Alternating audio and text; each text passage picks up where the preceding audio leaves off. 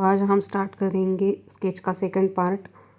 आधा स्केच मैंने first part में आपको बता दिया है, वो लिंक डिस्क्रिप्शन में है, आप फर्स्ट पार्ट देख सकते हो। और ये दूसरा पार्ट है। तो आप देखो मैं क्या कर रही हूँ।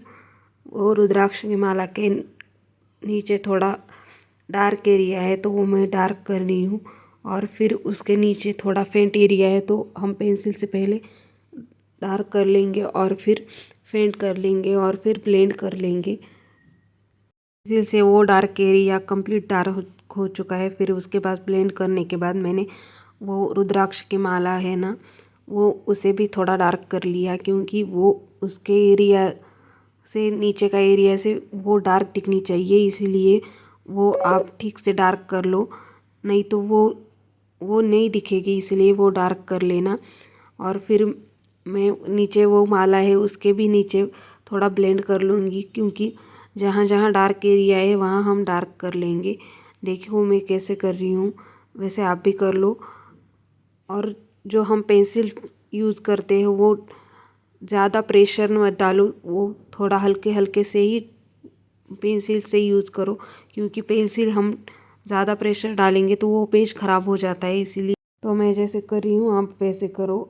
आप देखो मैं अभी वो पेंसिल से डार्क एरिया कर रही हूँ, क्योंकि वहाँ हम ब्लेंड करेंगे उससे पहले हम पेंसिल यूज़ कर सकते हैं, तभी तो वो हम ब्लेंड करेंगे। इसीलिए पेंसिल से पहले पूरा वो कलर कर लिया करो, ब्लैक कलर, और फिर उसे ब्लेंड कर लिया करो। और फिर उसके बाद जहाँ जहाँ डार्क एरिया है और जहाँ शैडो दिखती है वहाँ हमें डार्क करना होता है। आप देखो मैं आउटलाइन है वो पहले डार्क करके ले रही हूँ, क्योंकि आउटलाइन में हम फेंट लेंगे तो वो नहीं दिखेगा। और आउटलाइन डार्क इसलिए करनी है क्योंकि जब हम रेफरेंस फ़ोटो में देखते हैं वो डार्क एरिया ही होता है, इसलिए वो पहले डार्क कर लो और फिर उसके बाद वो पूरा एरिया है वो पेंसिल से पूरा ब्लैक कर लो और फिर उसके बाद ब्लेंड कर लो। और जहाँ जहाँ आपको वो डार्क एरिया दिखता है वहाँ आप डार्क कर लो। और आपको नहीं समझ में आ रहा तो आप देख सकते हो मैं कैसे कर रही हूँ। वो पेंसिल ज़्यादा प्रेशर डाल के मत यूज़ किया करो, वो हल्के हल्के से ही पेंसिल हमें यूज़ करनी होती है, नहीं तो वो स्केच भी ख़राब हो जाता है और पेज भी ख़राब हो जाता है। इसीलिए हल्के हल्के से ही वो हमें पेंसिल यूज़ करनी होती है। और लीड पेंसिल हम प्रेशर नहीं डाल सकते, लीड भी ख़राब हो सकती है और फिर हमारा स्केच भी ख़राब हो सकता है, इसीलिए वो हल्के ही करो। अभी मैं ब्लेंड कर रही हूँ, आप देख सकते हो ब्लेंड कैसे करी। आपके पास ब्रश हो तो आप ब्रश यूज़ कर सकते हो, आपके पास ब्रश नहीं हो तो आप स्टम्प्स भी यूज़ कर सकते हो ब्लेंडिंग के लिए। देखो मैं कैसे यूज़ कर रही हूँ, जैसे मैं कर रही हूँ वैसे ही आप भी ब्लेंड कर लो। ब्लेंडिंग के टाइम भी ज़्यादा प्रेशर मत डालो, हल्के हल्के हाथों से भी आप करोगे तो वो ब्लेंड हो जाएगा। क्योंकि कुछ लोग क्या आदत होती है प्रेशर डाल के वो ब्लेंड करना, बट नहीं, हमें ब्लेंडिंग के टाइम भी वो हल्के हल्के हाथों से ही करना होता है। क्योंकि ब्लेंडिंग के टाइम हम ज़्यादा प्रेशर डालेंगे तो वो एरिया ज़्यादा डार्क हो जाता है और पेज भी ख़राब हो जाता है, इसीलिए हल्के हल्के हाथों से करो। और जहाँ जहाँ शैडो दिख रही है वहाँ वहाँ मैं डार्क करी हूँ, आप देख सकते हो मैं चेस्ट की वहाँ ज़्यादा डार्क एरिया है वो, इसीलिए मैं वो डार्क कर रही हूँ। आप भी वो डार्क कर लो। और फिर वो डार्क एरिया करने के बाद जहाँ जहाँ हमें डार्क किया है वो ब्लेंड करना। और फिर वो फेंट एरिया इरेज़र पेंसिल से भी आप फेंट कर सकते हो, या फिर जहाँ जहाँ हमें डार्क नहीं करना वहाँ हम थोड़ी पेंसिल भी कम यूज़ करेंगे तो भी हमें वो एरिया इरेज करने की कुछ ज़रूरत नहीं होती। तो आप पहले देख लिया करो मैं कैसे कर रही हूँ। जहाँ डार्क एरिया है वहाँ भी मैं डार्क कर रही हूँ, और जहाँ फेंट है मैं वहाँ फेंट ही रख रही हूँ, तो आपको फिर से वो करने की ज़रूरत नहीं होगी।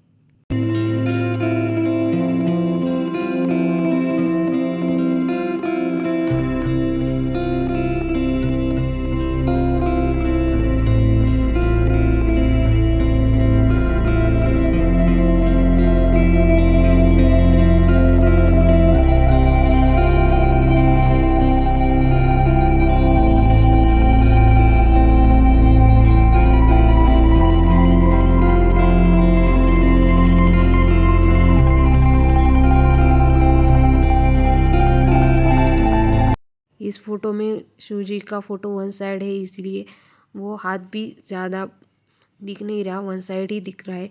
तो हमें थोड़ा हार्ड जाएगा, बट हमें ट्राई करना होता है, अलग अलग स्केच ट्राई करने होते हैं, क्योंकि हम अलग अलग फ़ोटो लेंगे तो हमारी जो गलतियां हैं वो भी हमें समझ में आती है, और हमें क्या वहाँ कैसे कैसे करना चाहिए वो भी हमें समझ आता है। अगर आप न्यू फ़ोटो ट्राई नहीं करेंगे तो वो हमें भी वो समझ नहीं आता। इसलिए मैं हर बार कोई ना कोई अलग ही फ़ोटोज़ ढूंढती रहती हूँ, क्योंकि हमें वो फ़ोटो समझ में आए, कैसे ड्रॉ करें, वन साइड फ़ोटो भी कैसे ड्रॉ करें और पूरा फेस भी कैसे ड्रॉ करें। इसीलिए मैं अलग अलग ही फ़ोटो ट्राई करती हूँ। आपको भी समझ आ रहा होगा कि ये फ़ोटो कैसा है। हार्ड है बट हम कर लेंगे, क्योंकि हम अलग अलग फ़ोटो लेंगे तो हमें भी समझ आता है हर फ़ोटो को कैसे ड्रॉ करना होता है और कैसे आउटलाइन वगैरह पूरी ड्रॉ करनी होती है। आप देखो, मैं अब हैंड ड्रॉ कर रही हूँ। हैंड में भी हमें डार्क एरिया और फेंट एरिया करना है, क्योंकि हाथ पे ज़्यादा शेडो है, तो इसीलिए आप देख सकते हो मैं पहले डार्क कर रही हूँ।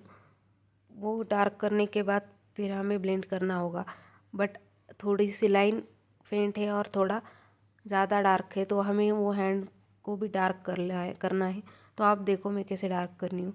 और जो रुद्राक्ष की माला हाथ में भी है, तो वो पहले आप कर लो। मैंने वीडियो में एक माला बना के दिखाई है, वो आप देख के बनाओ।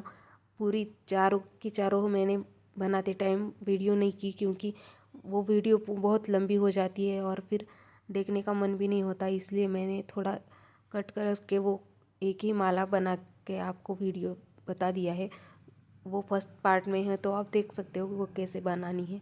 वैसे आप बना के फिर वो आपको कुछ क्वेश्चन हो तो आप पूछ सकते हो, बट मैं एक वीडियो में बना के आपको बताइए। तो आप देखो वो पहले कैसे बनाइए। अब हैंड में वो पूरा डार्क कर ले रही हूँ, और डार्क करने के बाद वो पूरा ब्लेंड करना है। और उंगलियों में ज़्यादा शेडो है, तो हमें वो डार्क एरिया करना है। आप देख सकते हो मैं कैसे कर रही हूँ, बट हमें पहले ब्लेंड करना होगा और फिर एक एक उंगली को ज़्यादा डार्क और जहाँ फेंट है वहाँ हमें फेंट करना होगा। आप देख सकते हो मैं कैसे कर रही हूँ। तो आप देखो मैं एक उंगली को स्टार्ट कर लिया है, तो वो ज़्यादा डार्क है तो मैं पहले डार्क कर ले रही हूँ, और फिर डार्क करने के बाद वो ब्लेंड कर रही हूँ। तो आप वो भी कर लो। ब्लैक एंड वाइट स्केच में कलरिंग की कोई दिक्कत नहीं आती, क्योंकि ब्लैक एंड वाइट में एक ही कलर यूज़ करना होता है, ब्लैक कलर। बट हमें ब्लैक कलर यूज़ करते टाइम भी ये इतना ध्यान में रखना होता है कि हम स्केच करते टाइम जहाँ डार्क एरिया है वहाँ डार्क कर लिया करो, और जहाँ फेंट है वहाँ फेंट। और इरेज़र पेंसिल्स आप यूज़ कर लिया करो, क्योंकि वो वाइट पेन से ज़्यादा इरेज़र पेंसिल का वो रियल लगता है, वाइट पेन की वो रियल नहीं लगती। वाइट पेन हम ज्वेलरी वगैरह बनाते टाइम ही यूज़ करते हैं, क्योंकि ज्वेलरी बनाते टाइम हमें वाइट कलर क्यों यूज़ करना होता है, ज़्यादा वाइट जहाँ जहाँ दिखता है वहाँ वहाँ वाइट कलर यूज़ ही करना होता है, इसलिए हम तब वाइट पेन यूज़ करते हैं। बट जब हम स्केच के टाइम जहाँ जहाँ थोड़ा फेंट एरिया होता है वहाँ इरेज़र पेंसिल से ही हम वो इरेज कर लेते हैं और वो फेंट कर लेते हैं। तब इरेज़र पेंसिल ही यूज़ कर लिया करो। और ब्लेंडिंग के टाइम आपको ब्रश या फिर स्टम्प्स यूज़ कर लिया करो, आपके पास जो है वो यूज़ कर लिया करो। हाथों पे पूरा डार्क एरिया नहीं होता, आप देख सकते हो उंगलियां जहाँ हैं, एक उंगली की शैडो दूसरी उंगली पे पड़ी है, इसलिए हमें वो बीच में जो लाइन दिख रही है वहाँ हमें डार्क करना है।